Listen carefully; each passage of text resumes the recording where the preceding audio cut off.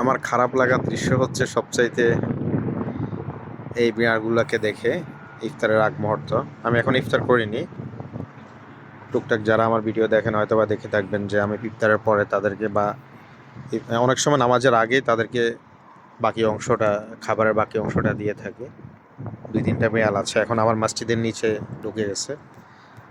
আজকে 3 দিন সফরে ছিলাম ওমরার উদ্দেশ্যে মক্কা মদিনায়। হঠাৎ করে এসে চোখে পড়লো তাদেরকে, তারা ছুটোছুটি করতেছে ওই যে ওই জায়গায় খাবার দেওয়া হয়।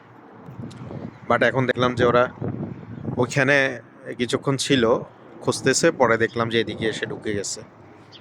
কিন্তু আজকে তো আসলে আমি এখানে খাবারের আয়োজন করিনি, ইনশাল্লাহ কালকে থেকে দেওয়া হবে। এবারে দেখে বিষয়টা কেমন জানি লাগলো যে একটা আপনি নির্দিষ্ট যদি কাউকে প্রত্যেক দিন যে কোনো একটা জায়গায় আপনার পশু হোক পাখি হোক যে কোনো মানে করেন, তাদের সাথে একটা মায়া মহাব্বত, তাদের প্রতি ভালোবাসা জন্মায় যায়, দেখে সেই ইয়াটাই জাগলো আর কি, বা তারাও আমার প্রতি সেই ইয়াটা দেখালো।